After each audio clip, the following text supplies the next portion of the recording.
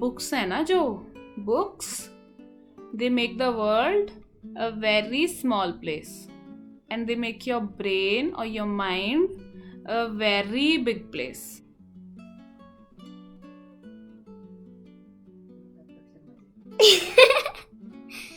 In today's video, I'm going to talk about how you can build your reading habit and you can make it stick. I'm sick of daydreaming, I just want the feeling of you in my bed.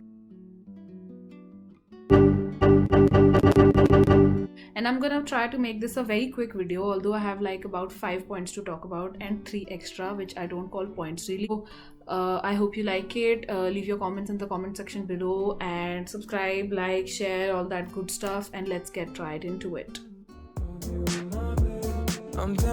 So the first suggestion that I have for you is to go buy a physical newspaper, subscribe to a physical newspaper, and when it comes to your home, open it and read it.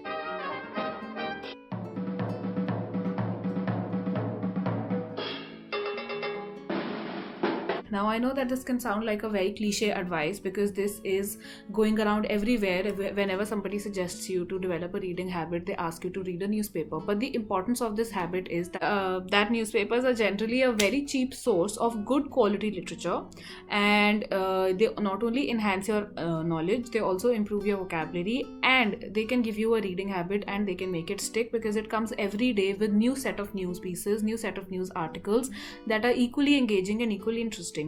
Even if you do not have time to read the newspaper, what you can do is read one editorial article. Just one editorial article, if you read throughout the day, you can call that day a massive success. And every day, if you read that article, which are generally, those articles are generally expert opinions, they're written by extremely well-read people, and every day getting to know somebody else's perspective not only widens your horizons, mental horizons, but it also will give you a very nice habit that will surely stick with you because the newspaper is going to show up every day on your doorstep. The thing with online subscriptions is that it completely depends on if you click that link or not, because even if they send you a notification that reads the headline of the news, there are very slim chances of you actually clicking it because you obviously have better things to do. But if there's a newspaper lying on your doorstep, there are very high chances of you picking it up and reading it. The second suggestion that I have for you today is to buy a book. Okay. Again, this sounds very disgusting as a tip, like, isn't it obvious that you'd buy a book if you want to start reading? But my point here is to buy any book that you like. Generally, we look down upon books like by authors like Chetan Bhagat and Durjoy Datta, but I am asking you to go buy whatever book that you like, that you want to read, and just read it, because these chatpat masala books, they're although bad literature, but they're very good for developing a reading habit. And our priority here. Our priority in this case is to develop a reading habit, not to decide what is good literature and what is bad literature. So any book that you like reading, or that you'd want to read, or that you've heard about anywhere, is just a good piece to start with. I myself started reading in 10th standard. Before that, I did not read books at all. I myself started reading with Twilight. Like, I was in 10th standard and I just got mental over how I want to read this book, and I called my brother, do you have it? And he's like, yeah, I have it. And he just sent it over to me, and I read it and I just fell in love with it. And since that point, I've always had a book with me somewhere, just lying around me. And that really helped me form a habit that I could never get rid of. I've read my fair share, like I've read all of Chetan Bhagat books, I've read all of Durjoy Datta that came at that point. And it's only then that when you get into a reading habit, it's only then you can go on to reading good things or bad things according to your taste. But usse pehle you cannot limit yourself ki I will start with good books or I will not start, because that will never let you start. A third suggestion that I have for you today is to read movie scripts. Movie scripts are an interesting option because I did not know this earlier, but only recently when I saw Masan's writer was giving this interview to Anupama Chopra, and he talked about how in this particular scene Vicky Kaushal was not supposed to cry and howl about his sadness, but he was just supposed to sit there silently, and it was not a part of the script, and he was actually supposed to cry at the end of the movie as the script mentioned.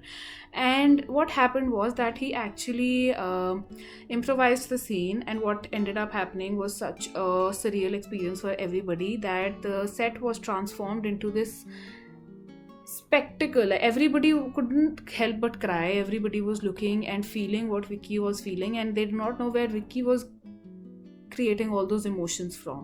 And he said that you could go read the script and you'll realize that the scene was not actually mentioned there, and that got me intrigued. And I went on to the website of Film Companion, that is filmcompanion.com, and I found the script and I read it. And having watched the movie and then having read the script, I got so hooked to that practice that every time I liked some movie, every time a movie caught my attention, I'd definitely go and read the script just to see how it was written and how it played out. And since I know the characters and I know what actors are playing the characters, I can make them do in my mind whatever I want them to do. And that's a very good experience for your imagination. Like, that not only enhances your imagination, but it also gives you these characters who you can do whatever you want to do with.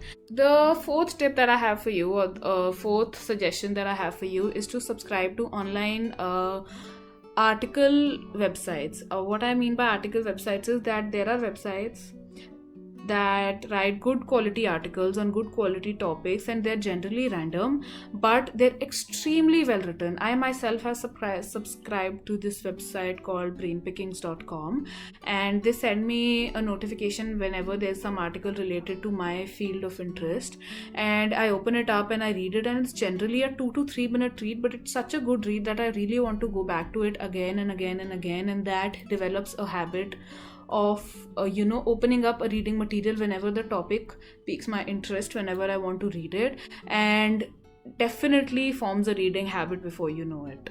The fifth tip that I have for you is to read self-help material. Any self-help material that you find on the internet, and आजकल तो है भी इतना सारा, everywhere everybody is a Gary Vee who's wanting to motivate you and making money out of it, but then you can make use of it. Instead of watching them, you could read good well written self-help books. Although they're not extremely well written, but to inculcate a reading habit, it's an extremely good option, because every time you read something, you imagine yourself doing it, and that gives you the pleasure as you would get when you actually do that task. And so self-help books can be very addictive, and they can be very difficult to leave and put aside. You really want to read it, and you really want to apply those things to your life, so you want to read it again and again and again, so you get the hang of how to do it.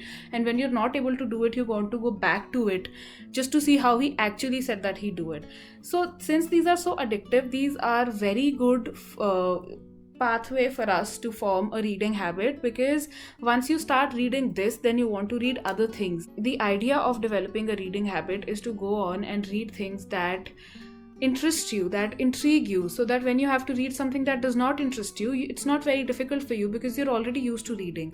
And some books release their rus as you might call it, very slowly. Like, you have to give time for a book to reveal itself to you, and sometimes when it reveals itself, it's such a beautiful experience that all those boring pages that you spent reading earlier, pages of description and everything, they all seem so worth it.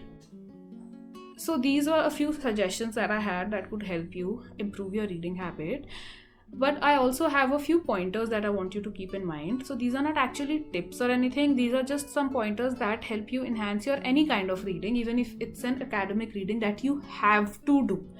So the first one is to always keep a pencil in your hand whenever you're doing any kind of reading, because with this pencil in your hand, the text, and there's this connection between you and the text suddenly becomes such a personal reading experience that whenever you're underlining something that you do understand, something that you like, something that you had fun reading, the vocabulary was good or the sentence structure was good, you underline it, and then you can go back to it. Even if you do not go back to it, even if you fenko the kabadi wala mein raddi akhbar, decode it yourself, even if you throw the newspaper for the raddiwala to take it, but still having underlined it will give you this nice experience that, okay, I'm done with it, I've read it, I understood it, and now I know this piece of information, it's stored in my head, and this is another thing that I know. And the second thing that I have for you today is to always keep a dictionary around when you're reading. You will absolutely come across words that are difficult, that you've not heard before, that you'd like to know the meaning of, and if you understand them, you can always understand understand them by the context, but if you actually know what the word means, that actually enhances your vocabulary. So the next time you go out and something is costly, instead of saying that it's costly, you can say, oh my god, the rates are so exorbitant. And I don't know, probably if you like that kind of a thing, I do. So yeah, that enhances your vocabulary big time. So the next time you're actually reading authors like Salman Rushdie and Charles Dickens, which I for one could not understand when I read them for the very first time, you will have a good vocabulary bank to refer to in your mind when you're reading these books, and you won't have to keep them down every damn time that you find a word that you do not understand. So thirdly, if you start reading something and you don't like it, or if it's boring, please just leave reading it. Do not force yourself to read it. If the topic is something that you like but the writing is something that you don't like, by all means. But if you have no reason to be reading it at that time, if the writing is bad and the opinion does not match yours and even the topic does not interest you and it's not an academic writing and you have no absolute reason to read it, please let it go. I always in the beginning had this idea in my head that if I do not read a book cover to cover, I'm somehow doing it justice. So I did not finish that book and I did not start another book, and by the end I had wasted so much time. And after delaying that book for so long, I finally went on to another book, and I always felt bad at the back of my mind about having left that book in the middle. So please don't have that kind of a mentality, that kind of a thinking, because that will slow you down. If you don't like something, don't be afraid to shove it aside and read something new, get something that interests you. Also, I know that all the material that you can read today is available on YouTube. People have cut, chopped it into small sizes, and they're putting it into your mouth, slide by slide, so that you can eat everything and you can understand everything. But since we're trying to make a conscious choice here, we're trying to develop a reading habit. So instead of opening YouTube, go to the web search and read an article about whatever you want to know. Google everything that you want to read about. Google everything that you don't know things about and read it. Just little reading like these will also enhance your reading habit big time. I myself had this habit of googling everything, if anything's going on the TV, any actor said something happened, and I'm just sitting there googling it, what the meaning of it is, what the history of it is. And that really, not only all of these tips, not only do they improve your general information, general knowledge, but you can tell me that anybody can hoard facts, and that's true, but they also improve your reading habits. Now, reading habits can take you a long way, because then there's this whole universe of literature that's open for you to read and understand. Fiction, non-fiction, cooking books, whatever. They cultivate empathy in you. Books cultivate compassion in you. Books show you all these new perspectives that you weren't even aware of before. And most importantly, books hai na jo, books, they make the world a very small place, and they make your brain or your mind a very big place. And then you have so many things to fit in, and then you have so much space inside it that you can always judge by yourself what's happening around you and if it's right or if it's wrong. And you do not go by what other people tell you, and you do not judge your right and wrong by what is supposed to be right and wrong. Bye. So I hope you enjoyed today's video. I hope you will apply one or all of these suggestions into your life. And if you do, please let me know if they work for you, if they didn't work for you, how you like this video. And thank you. Bye.